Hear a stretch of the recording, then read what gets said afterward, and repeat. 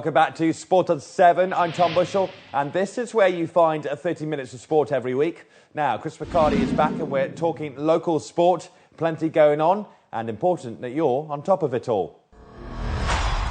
Well, yes, absolutely. It is such a busy time at the moment. Once again, joined by Chris McHardy from Sport 360. He didn't get the memo about the tie this week, however. Right, lots to talk about over the next few minutes because local sport really has been busy over the last 7 days or so. And let's start with tennis because, of course, we were possibly thinking that Rafa Nadal may not be in the capital in December to start off his 2013 season, but it looks as though he will be definitely competing in Abu Dhabi. Yes, Tom, Rafael Nadal this past week confirming via Facebook that the world of social media, I guess, he confirmed he is coming back to Abu Dhabi. This, of course, coming just days after he actually hinted that he maybe wouldn't compete. He actually said, and obviously he's coming back from the 6-month layoff. Last time he played was back in the second round in Wimbledon at the end of June, but he came out and said, listen, if I don't play in Abu Dhabi, if I don't play the Australian Open, it's not the end of the world. But as I say, 2 days later he came out, he took to his Facebook page to say, listen, I have been misinterpreted here. I simply meant that it wouldn't be the end of the world if I didn't win these competitions, but he will be back in the UAE capital, and it's a welcome return as well for the world number 3. Well, yes, the last time Nadal won a major was indeed the French Open at Roland Garros, and I'll be hoping many more of those come his way in the coming years as he looks to get back to world number 1. And talking of Roland Garros and the French Open, we head to Paris now because that could be where David Beckham is going, but maybe also Monaco. But staying with Paris, Fly Emirates have signed themselves up with PSG for a further 5 years. Well, it's an interesting story as well, Tom. It's one we've been keeping a close eye on. Of course, Emirates Airline confirming just a few weeks ago they have signed a new 5-year both shirt sponsorship and for the stadium of Arsenal Football Club back in the Premier League. But the PSG one's quite an interesting one. Of course, PSG now Qatari owned. There was a feeling amongst many that Qatar Airways would be the natural fit, if you will. But no, Boutros coming out this past weekend confirming that a proposal, a verbal proposal has been agreed. They just need to iron out, cross the I's and cross the T's and dot the I's, shall we say. But a deal is in place, and it's really a massive announcement for Gulf, the Gulf region, both from a sponsorship kind of standpoint and football as well. I mean, this is a UAE brand, a very much a Dubai brand, based with a Qatari football club, which is great as well. And it just confirms Emirates' domination, if you will, of football, especially sponsorship. Absolutely, and mentioning David Beckham there, of course, where is he going to go? Well, probably not Dubai. It looks as though it will be either Paris or probably Monaco, but definitely not Al Wasl. No, he won't, Tom. I don't think it was ever really a possibility, to be honest with you. The reports came out on Sunday back in the UK that David Beckham, that this move to Al Wasl could come to fruition, but I spoke with some members of the club on Sunday at Al Wasl Football Club, and they categorically denied both approaching David Beckham and having an interest, and they admitted while he is a great player, he's not on their radar. They obviously have moved on. They have their full quota of foreign players, and as you rightly point out, I think France does Beckham for Beckham. Right. Well, there's your headline. I think I said maybe Beckham for Beckham there. I did, of course, mean Beckon for Beckham. Or Beckons for Beckham. Well, Beckons for Beckham as well, yeah. France beckons.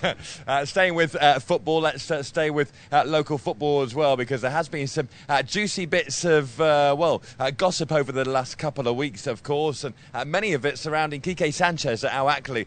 He very much in the headlines at the moment. He is indeed, Tom. Of course, we spoke about this last week. Valencia, they sacked Mauricio Pellegrino, the Argentine boss there. But Ernesto Valverde this week confirmed as the boss there, so that kind of ends the link of Quique returning back to his former club, where he both obviously managed and played for 10 years. But Quique this week, we spoke with him and he said, listen, I'm happy in Dubai. He obviously has a contract with Al Ahly until the end of the season, but he's hinting there that he may well want to extend that contract. Of course, he won the Etisalat Cup last season with the Red Knights, and he's building something at the club. The philosophy that he's been putting in place, and I do genuinely believe that Quique could well be in Dubai a lot longer than the end of this season. Quique settled in the sand, would you say? Settled in the sand, I quite like that, Tom. Needs a little bit of work, not quite our Beckons for Beckham, but it's very good indeed. Right, let's move away from football then and head to rallying, of course. Lots going on in the region recently, so we need to catch up with all of the news that's happening in WRC at the moment.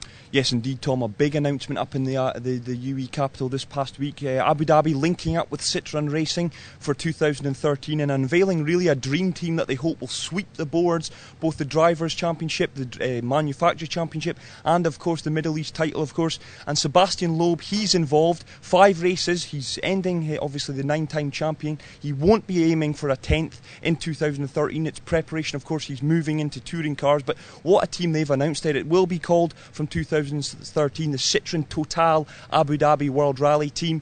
And with Miko Hirven in the 3-time runner-up in the event, he's aiming for the title in 2013 with Loeb helping out. And of course Sheikh Khalid Al Qasimi, he will be racing in 8 of the 13 events, but it's really his main aim is to end Nasser Al Attiyah's domination of the Middle East title.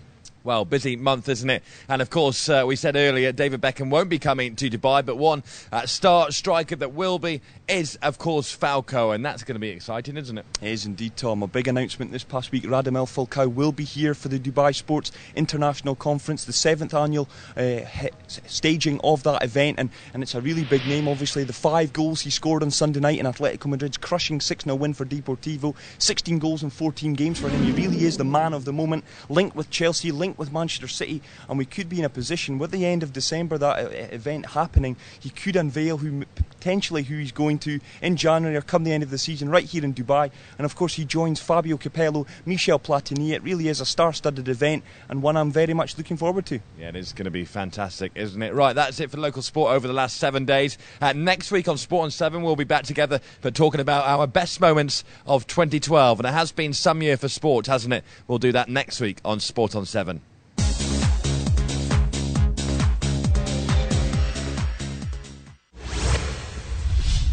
Couple of results for you then from over the weekend. Scott Jamieson won the inaugural Nelson Mandela Championship in South Africa to record his maiden European Tour win. The Scot, who's 29, beat Eduardo de la Riva and Steve Webster in a playoff after the tournament was cut to 36 holes. And there were a heap of goals once again in the EPL over the weekend. Here are a few selected games for you. It's the red half of Manchester that's celebrating after Robin van Persie snatched the win in the final moments at the Etihad Stadium against City rivals Manchester City. Liverpool came from behind to beat West Ham. Arsenal got past high-flying West Brom, and Chelsea continued their winning run with 3 against Sunderland.